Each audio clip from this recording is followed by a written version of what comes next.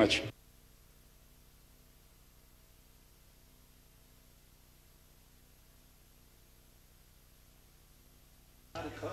हाँ, लिस्ट नहीं है। असलम भूटानी साहब, जनाब मोहम्मद असलम भूटानी साहब।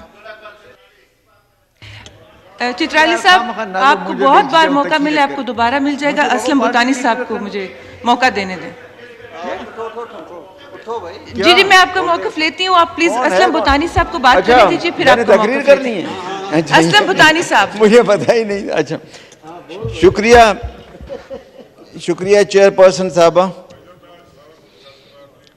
आजकल सियासतदान तो वैसे ही आपस में दस्तो गिरेबां हैं, लेकिन हमारी आला अदलिया में जो कुछ इस वक्त हो रहा है उसको अच्छी नज़र से नहीं देखा जा रहा है। कहते हैं इदारों का तकद्दुस होना चाहिए, उनकी इज़्ज़त की जाए। मैंने पहले भी कुछ दिन पहले अपनी तकरीर में कहा था कि इज़्ज़त कराई जाती है, की नहीं जाती है अपने फ़ैसलों से, अपने कंडक्ट से, अपने बिहेवियर से। मैं अगर लॉ मिनिस्टर नहीं है, मैं सिर्फ 2-4 चीज़ें इधर पॉइंट आउट करूँगा कि उन लाइंस पे उन्होंने कुछ काम किया है नहीं किया है।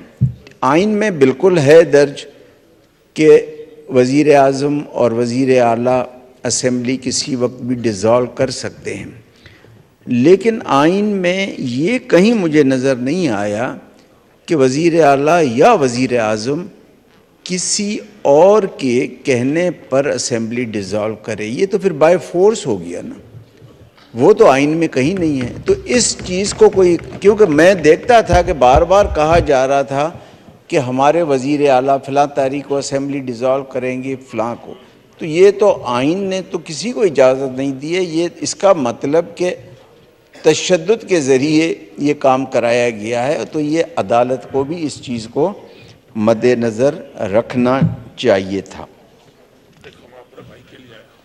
Thank you sir. दूसरा, मैडम स्पीकर, एक प्रेसिडेंशियल ऑर्डर होता था एक ज़माने में, फिर उसके बाद आइन बना। अब लॉ मिनिस्टर, मैं इसीलिए कह रहा हूँ ना कि जब अदालत के हवाले से तकरीरें हो रही हैं तो कम से कम वो बड़ा वज़ीर नहीं तो छोटे वज़ीर को तो होना चाहिए था ना। अब वो दोनों साहबान नहीं हैं, ताकि हमारी कोई जो है ना क्लियरिटी आ जाए। कोई पॉइंट अगर हम गलत कह रहे हैं तो उसको वो दुरुस्त करें, या कम से कम जो अब कह रहे हैं उसको वो नोट करें। एक प्रेसिडेंशियल ऑर्डर था 27 जिसका आर्टिकल 2 था, ये 1970 में था। क्या ये रिवाइव हो सकता है या उसकी क्या पोजीशन है? उसके बाद नया आइन बना तो उस प्रेसिडेंशियल ऑर्डर की क्या पोजीशन है, एक तो ये बताना चाहिए था।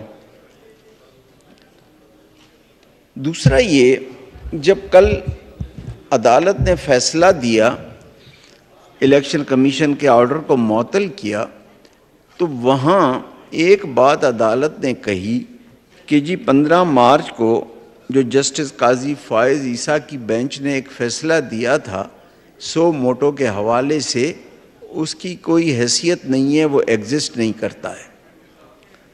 लेकिन कुछ देर बाद फिर एक 6 रुकनी बेंच बना दी और काजी फ़ाइज़ ईसा साहब के ऑर्डर को उन्होंने रद्द कर दिया।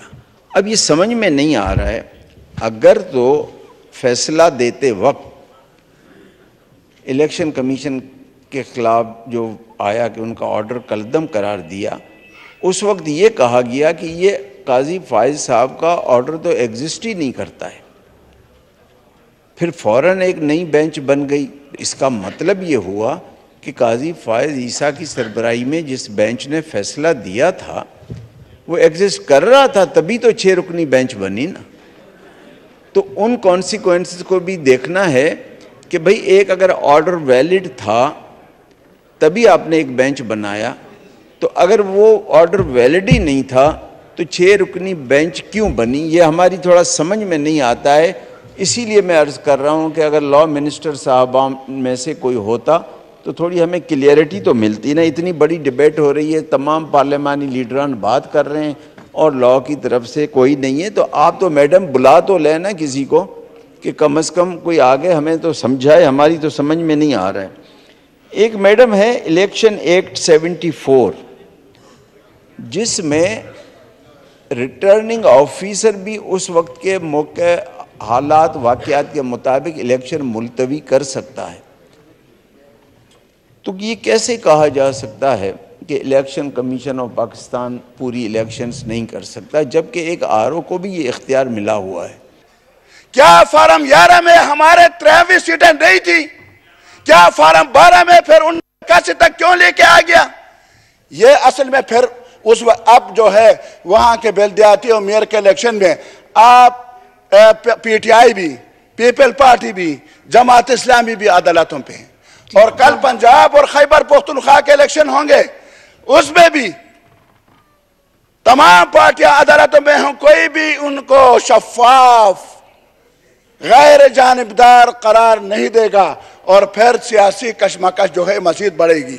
और इसमें देखें, आखिरी बातें कर रहा हूँ, जरूरी बातें, जमात इस्लामी के नुमाइंदे वाइंड अप करें जी। जी हाँ, ठीक।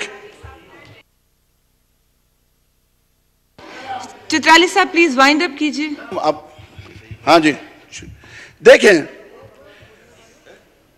इस वक्त एक ही दिन में कौमी असेंबली का भी, चारों सूबाई असेंबलियों का वो कंसेंसस से बाहमी एतमाद के साथ, सियासी डायलॉग के साथ, इस मुल्क की इकानमी की खातिर, इस मुल्क की माईशत को देखते हुए, इस मुल्क की जो मसाइल से मुल्क दो चार है उसको देखते हुए आपस में बैठे एक दिन मुकर्रर करें, और कौमी और सूबाई असेंबलियों का एक ही दिन में होना ये इस मुल्क के लिए फायदेमंद होगा।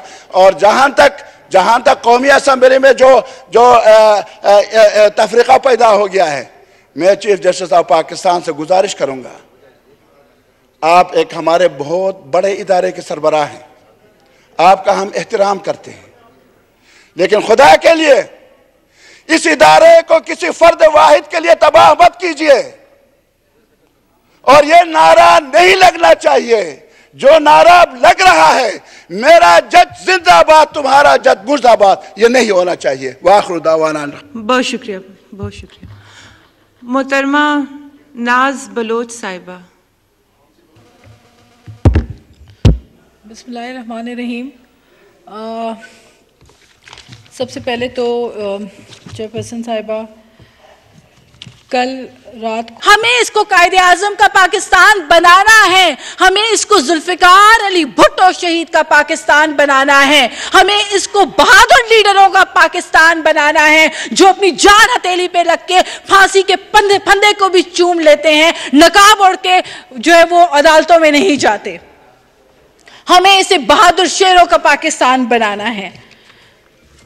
ऑनरेबल स्पीकर साहिबा, बातें तो बहुत हैं, लेकिन मैं समझती हूं कि जो फैसले हैं, अदालती जो फैसले किए जाते हैं, उसके लिए अंग्रेजी में कहावत है कि the worst form of injustice is pretended justice. The worst form of injustice is pretended justice. अगर आप प्रिटेंड कर रहे हो कि आप इंसाफ कर रहे हैं और आप नहीं कर रहे इंसाफ, तो इससे बड़ी नाइंसाफी कोई नहीं हो सकती।